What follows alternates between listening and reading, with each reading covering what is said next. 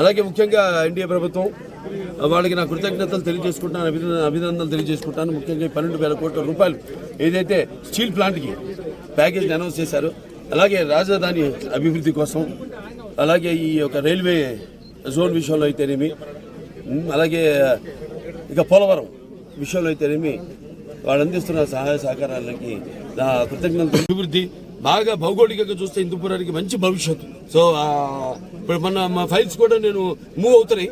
మొన్న 92 కోట్లు ఏదైతే ఈ యొక్క రోడ్స్ వాటికి స్పెషల్ డెవలప్మెంట్ ఫండ్ కింద సీఎం గారు మంజూరు చేస్తున్నారు.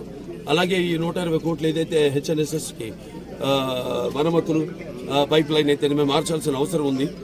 అలాగే ఇంటింటికి కొలాయి నీళ్లు ఇవ్వడానికి అయితేనేమి, ప్రతి కొలాయికి నీళ్లు ఇవ్వడానికి అయితేనేమి, అలాగే ఈ మాకు ఇది ఉంది మన చిలమత్తూరు గోరంట్ల ఎత్తిపోతల పథకం, అదొక 850 కోట్ల.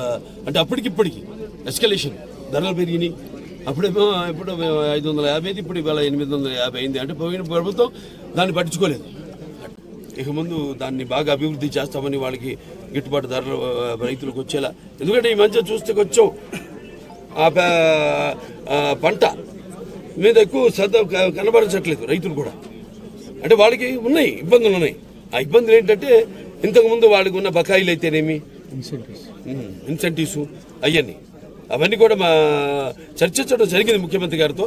త్వరగతిని సెరికల్చర్ను కూడా డెవలప్ చేసి తప్పకుండా మొత్తం సర్వతోముఖ అభివృద్ధి, హిందూపురం సర్వతోముఖ అభివృద్ధికి నా వంతు కృషి చేస్తాను తెలియజేసుకుంటూ సెలవు తీసుకుంటాను. ఇక్కడ ఇప్పుడు ప్రభుత్వం ఎన్నో పథకాలని తీసుకొస్తుంది, రూపొందిస్తుంది, ముందుకు తీసుకొస్తుంది.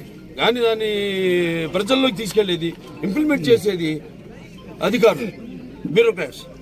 అంటే ఇక్కడ నేను అనేది ఏంటంటే ప్రభుత్వానికి బ్యూరోక్రాట్స్కి ఎటువంటి తేడా లేదు. అందరూ ప్రజలు సేవ చేయడానికే.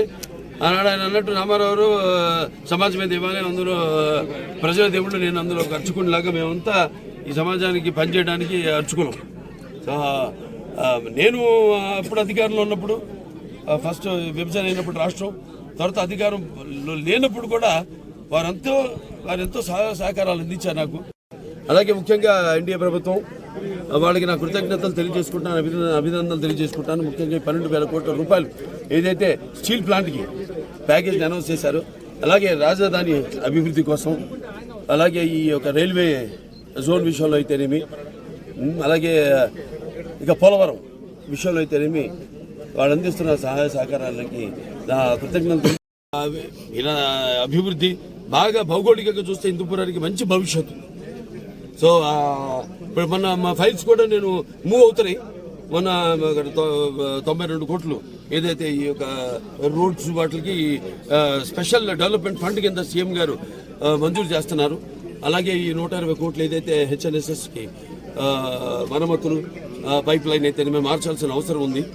అలాగే ఇంటింటికి కొలాయి నీళ్లు ఇవ్వడానికి అయితేనేమి, ప్రతి కొలాయికి నీళ్లు ఇవ్వడానికి అయితేనేమి, అలాగే ఈ మాకు ఇది ఉంది మన చిలమత్తూరు గోరంట్ల ఎత్తిపోతల పథకం, అదొక 850 కోట్ల.